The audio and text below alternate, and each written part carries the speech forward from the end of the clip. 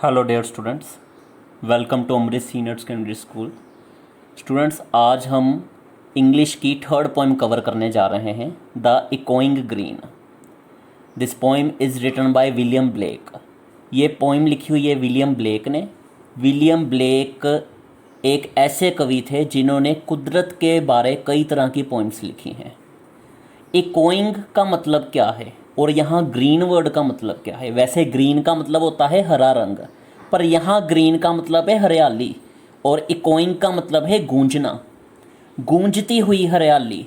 ये इस पोइम के नाम का मतलब है। पोइम को हम स्टार्ट करते हैं। पेज नंबर 104 पर यह पोइम आपको दी हुई है। सबसे पहले introduction to the poem. The echoing green has been taken from Blake's songs of innocence. William Blake ने एक गीतों की किताब लिखी थी। उस किताब का नाम था सॉन्ग्स ऑफ इनोसेंस। उसमें उन्होंने इकोइंग ग्रीन पोइम शामिल की है। The poem can also be read as an extended metaphor. Students, एक चीज़ यहाँ बतानी ज़रूरी है। रीड को मैंने रेड क्यों बोला है? क्योंकि उससे पहले बी वर्ड लगा हुआ है। ये इंग्लिश ग्रामर का रूल आता है कि अगर बी वर्ड लग जाए और उसके साथ रीड दिया हो तो उसकी प्रोनाउंसिएशन चेंज हो जाएगी। उससे फिर हम third form of the verb के तौर पर प्रोनाउंसिएट करेंगे, यानी read, read, read. First, second और third form of the verb आपको मैंने बोल ली है। तो अभी रीड को हमने रेड बोलना है क्योंकि उससे पहले बी लगा हुआ है। The poem can also be read as an extended metaphor for the progress of human life through its different stages. ये पोइम इस तरह से हम पढ़ सकते हैं जैसे इंसानी ज़िंदगी के अलग अलग स्टेजेस का वर्णन किया गया है, अलग अलग उपमाओं के द्वारा, अलग अलग मेटाफोर्स के द्वारा। मेटाफोर्स मतलब उपमाएं, comparisons. The green that is, I E को हम डैट इज़ कहकर इंग्लिश में बोलते हैं। The green that is the open green space comes alive with the cheerful shouts of children and the songs of birds. ये जो हरियाली है, ये जो हर तरफ हरे रंग की स्पेस छाई हुई है, हरियाली छाई हुई है, वो एक तरह से साकार हो जाती है, जीवित हो जाती है जब छोटे से बच्चे ज़ोर ज़ोर से चीख रहे होते हैं। पंछियों के गीत भी हमें सुनाई देते हैं।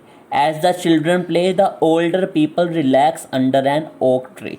ओक ट्री को हिंदी में बलूत का वृक्ष बोला जाता है। ये एक ऐसा वृक्ष है जो बहुत 100 साल से भी ज़्यादा तक जी सकता है। नॉर्मल कई जगह पर तो ये 1000 ईयर्स से भी एज इसकी ज़्यादा एक्सीड हो जाती है। तो बच्चे जब खेलते हैं तो बड़े बुज़ुर्ग लोग उन्हें बलूत के वृक्ष के नीचे बैठकर देख रहे होते हैं, ऐसा इस पोइम में बताया गया है। These old people feel happy as they watch the children at play. उन बच्चों को खेलते हुए देखकर ये बुज़ुर्ग लोग भी बड़ा खुश होते हैं। They are reminded of their own childhood. इस लाइन का मतलब है कि उन्हें अपना बचपन याद आ रहा होता है। इनको हम इस लाइन को हम ऐसे भी एक्सप्लेन कर सकते हैं कि वह अपने बचपन को याद करते हैं। As old John does laugh away care he shakes off the problems of his day to day life for the time being.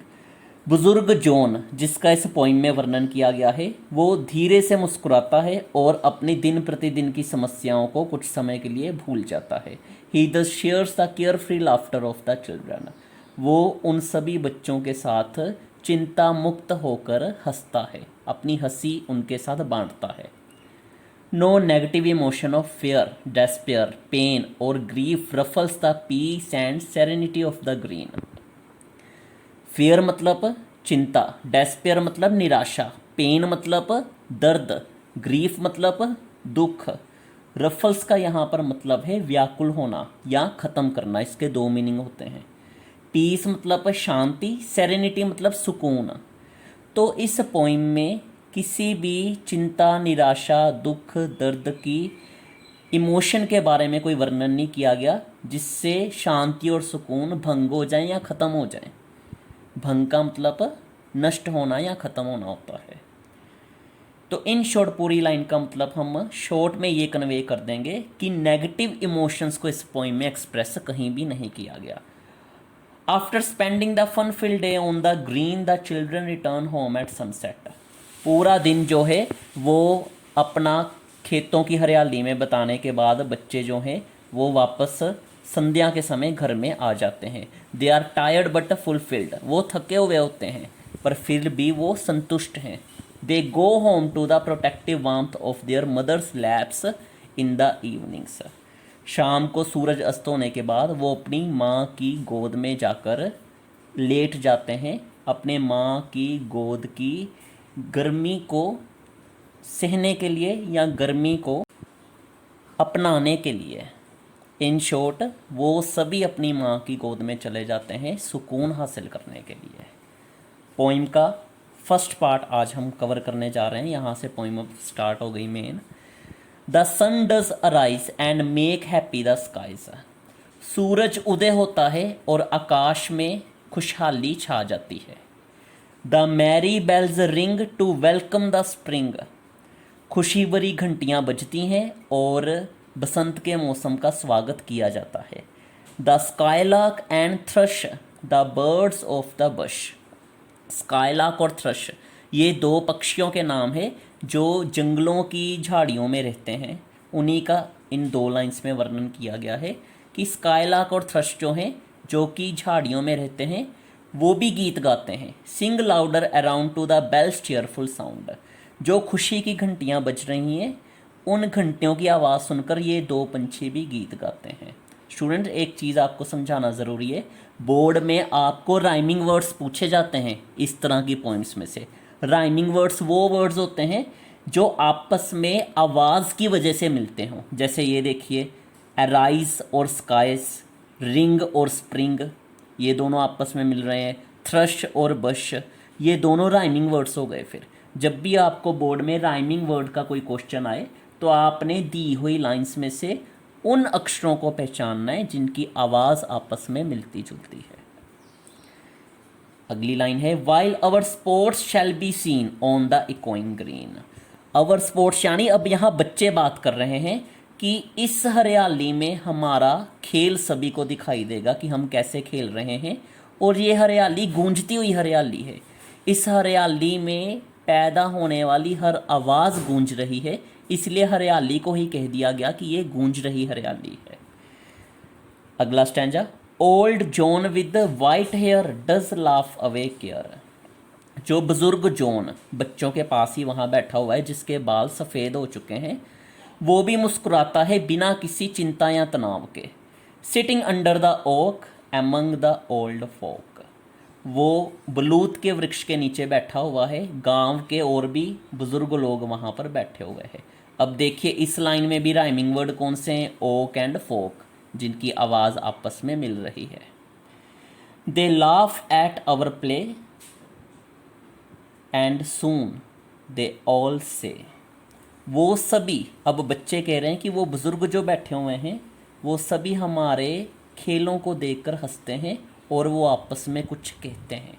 वो क्या कहते हैं आपस में, और कुदरत का नज़ारा इस पोइम में कवि ने किस तरह से पेश किया हुआ है, ये हम इसके कंक्लूडिंग पार्ट में नेक्स्ट सेशन में पढ़ेंगे। तो उम्मीद है स्टूडेंट आपको ये पोइम का जो फर्स्ट पार्ट है आज समझ आया होगा। अब हम बात कर लेते हैं इसके होमवर्क की। सबसे पहले आपको क्वेश्चन दिया हुआ है, who is the writer of this poem. इस पोइम के राइटर का नाम आपने लिखना है। नंबर 2, बोर्ड पैटर्न से रिलेटेड क्वेश्चंस आ गए जो अभी अभी आपको मैंने एक्सप्लेन किए हैं। Identify the rhyming words in the following lines. इन लाइन्स में दिए हुए राइमिंग वर्ड्स को आपने पहचानना है। The merry bells ring to welcome the spring, ये एक पूरी लाइन है। इसमें आपने उन दो वर्ड्स को लिखना है जिनकी आवाज़ बिल्कुल आपस में मिलती जुलती है। इसी तरह second part, sitting under the oak among the old folk, इसमें भी आपने दो अक्षरों को लिखना है। कोमा डालकर आप दो अक्षरों को लिख सकते हो जिनकी आवाज़ आपस में मिलती जुलती है। उसके बाद स्टूडेंट्स आपको कुछ शब्दों के मैंने मीनिंग बताए थे, वहीं आपने सामने लिखने इनके। Write meanings of these words in Hindi और Punjabi. Echoing, childhood, progress, return, peace and pain. Fourth part, write the summary of this poem in 50 words. इस पोइम का सारा आपने लिखना है। ये सारा आपको स्टूडेंट्स कहाँ से मिलेगा? ये जो हमारी पोइम का फर्स्ट इंट्रोडक्शन वाला पैरा दिया गया है, उसमें से आपने कोई भी 5-6 ऐसी लाइंस चुनकर लिखनी है जिससे इस पोइम का मेन आइडिया क्लियर हो जाए, इस पोइम का सार क्लियर हो जाए। इंट्रोडक्शन में से ही आप ये 5-6 लाइंस अपने मन मर्जी अकॉर्डिंग ले सकते हो। लाइंस आप बस वही लीजिए जिससे पोएम का मेन थीम रिफ्लेक्ट हो जाए। उसके बाद 5वां सेंटेंस ट्रांसलेशन है, हिंदी पंजाबी में इसकी ट्रांसलेशन देनी है।